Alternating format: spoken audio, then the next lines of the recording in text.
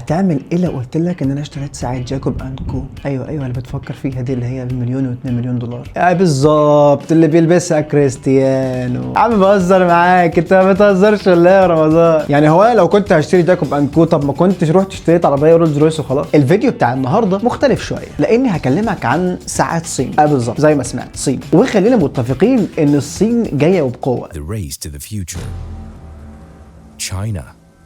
Our journey begins here. زي ما اقتحمت سوق السيارات او سوق العربيات في العالم كله بعربياتها، زي عربيات الجي تور وزي عربيات البي واي دي، فانا متاكد ان الصين في صناعتها عماله بتتطور بشكل مرعب وبشكل ابداعي كمان في نفس الوقت. بس خلينا متفقين مع بعض في الفيديو ده ان الساعات اللي بتاخد تصميمات ساعات عالميه وبتحط اسمها بعد ما بتعمل التصميم دي بنسميها ساعات اوماج. فانا النهارده جاي اكلمك واعمل ريفيو عن براند صيني اسمه جيا. خلينا واحده واحده نبدا بالصيني وبعد كده نروح نشتري جاكوب اند كو. الساعه اللي هكلمك عنها في الفيديو ده وهعمل عليها ريفيو اللي هي الجيا موديل 78201. فخلينا نبدا الفيديو عشان اكلمك عن الساعه وتفاصيلها وسعرها، ولو عايز تشتري الساعه هتلاقي كل التفاصيل بتاعتها تحت في الديسكربشن. اهلا بيك، انا معتز وبحب الساعات، والنهارده هكلمك عن براند صيني اسمه جيا. تعال نبدا الفيديو واكلمك عن الساعه بتاعتهم بالتفاصيل. تعال اول حاجه ابدا معاك بالديزاين بتاع الساعه. تصميم الساعه مستوحاه من العالم الخارجي، الكواكب مع النجوم والمجرات، بالظبط زي ما ام كلثوم بتقول الليل ونور وسماء. الساعة بتيجي متقسمة بأربع أجزاء من الداخل، والساعة مكونة عبارة عن التوربيلو، وعند رقم 6 موجود كوكب الأرض، وفي حتة كده عاملة زي الآيس أو الجوهرة الصغيرة موجودة عند رقم 3، وأخيرا المكان اللي موجود بتعرف منه التوقيت موجود عند الساعة 9 واللي هو فيه العقربين. وغير كده بيكون موجود أكسس في نص الساعة عشان يمسك الأربع جوانب بتاعت الساعة، واللي بتحرك الجيرز اللي بتكون موجودة فيها بعيدا عن إن الساعة فيها محركين. أول حاجة نتكلم فيها على الساعة واللي هو الكريستال، والكريستال بيجي بتصميم اسمه الدوم، تصميم بيكون فيه كيرف او انحناء علشان يكون معمول بالتصميم اللي انت شايفه قدامك بالشكل ده. اما بالنسبه للتصميم اللي بيكون موجود في الساعات اللي زي كده او ساعات جاكوب اند كو، فالتصميم ده بنسميه السيليستيال او التصميم الكوني او السماوي. اما بالنسبه لكوكب الارض اللي موجود جوه الساعه اللي موجود تحت ده عند رقم 6، فهو بيلف بسرعه 60 ثانيه كل دوره. اما بالنسبه للارضيه بتاعت الدايل بتاعت الساعه من جوه، هتلاحظ ان في شكل الماس مرصوص تحت الدايل علشان يديك شكل جميل لما الاضاءه تنعكس على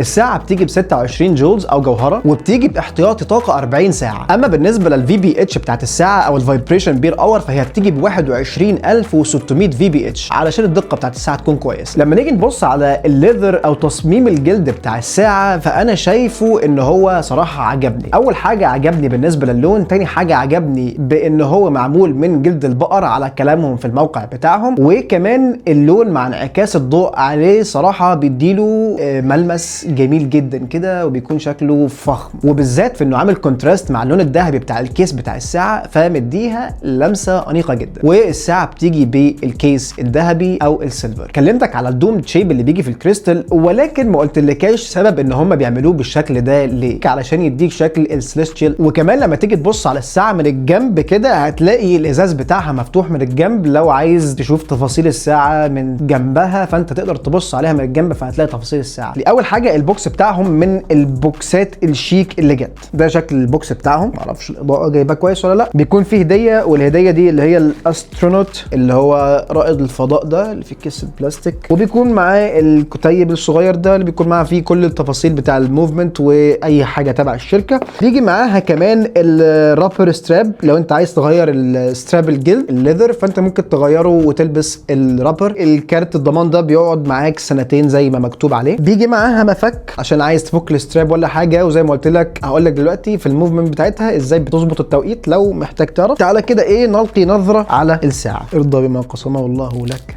تكن اغنى الناس. والله انا بعتقد دي يعني هي مش نصيحه بس طلعت كده وقتها، فانت كن راضي. ده كده احنا بنشيل البلاستيك علشان اقول لك دلوقتي على كل حاجه. زي ما انت شايف من الجنب كده فانت بتلاقي تفاصيل الساعه. خلينا نقرب شويه كده تفاصيل الساعه من الجنب. وكمان ده الستراب الجلد جميل، الازرق بتاعه جامد جدا، وكمان مع اللون الذهبي اللي موجود في الساعه. ممكن بعض الناس ما يحبوش شكل الدومد الكريستال ده او الدومد شيب علشان ممكن يبان انه كبير شويه، بس حقيقي انا شايف انك لما لما تلبسها ممكن الوضع يختلف جدا على ايدك. تعالى بقى بعد كده نعدي نتكلم على الموفمنتس بتاعت الساعه. والموفمنتس بتاعت الساعه بتيجي بمحركين، بتيجي بميكانيكال وبتيجي بكوارتز، يعني بتتحرك بالتوربيلو وبتتحرك بالمكنه الكوارتز. وهقول لك ازاي دلوقتي ببساطه. زي ما قلت لك ان عند رقم 12 موجود عندها التوربيلو، فده بيديك الميكانيكال موفمنت، وعند الرقم 9 علشان تعرف التوقيت الموجود عنده العقربين ده بيديك الكوارتز موفمنت علشان يحرك العقارب ويديك الدقه اللي انت محتاجها. طيب سؤال بديهي وسؤال ممكن اي حد يساله زي ما انا سالته، ازاي نقدر نشحن الساعه دي ومفيش فيها اي كراون احنا شايفينه، فهنشحنها من فين؟ تعالى هقول لك نشحنها من فين ببساطه. الساعه زي ما هي معايا كده، نبص على الكيس باك بتاعها وهنيجي هنلاقي عندنا البتاع اللي ورا دي. هنفتح البتاع اللي ورا دي، طلعت معايا عشان نقدر نلفها. هنلفها على السهم اللي هو بيقول عليها، بيقول لي فيه سهم موجود كده. السهم ده معرفش انتوا هتكونوا شايفينه ولا لا، اقرب لكم شويه برضو.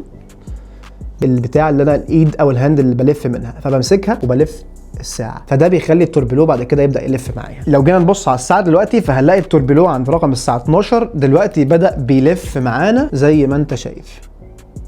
تاني حاجه عشان نظبط الساعه ونعرف نظبط العقارب علشان نعرف التوقيت من الساعه، احنا برضو مش جايبينها مظهره، عايزين نعرف التوقيت من الساعه، وهو ببساطه من العقارب الموجوده عند رقم 9. بس نظبطها ازاي؟ لما نيجي نلف تاني ظهر الساعه بتاع الكيس كده، في النص على الطرف في زرار صغير كده او خرم صغير، نروح نجيب المفك اللي بعته لنا مع الساعه، ولما نيجي ندوس على الساعه كده ونفضل دايسين عليه هتلاقي العقرب بيلف. لما ادوس على ده انا كده هدوس على البتاع من ورا، ماشي؟ وكمان الكوكب عمال بيلف. خلينا بقى احنا نشوف تجربة الساعة في اللبس.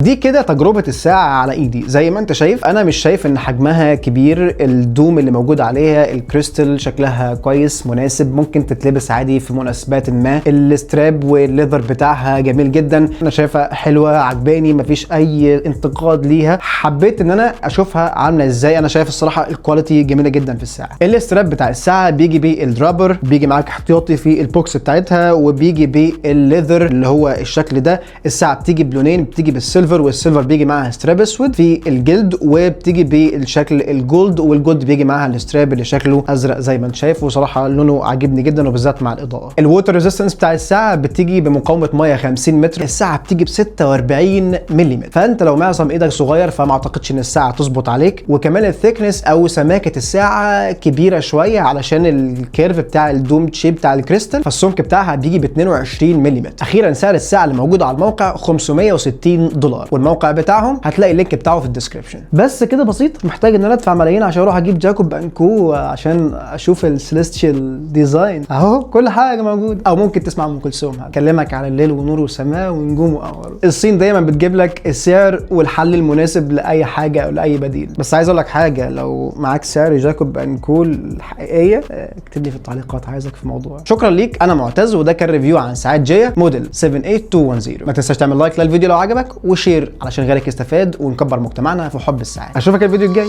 سلام.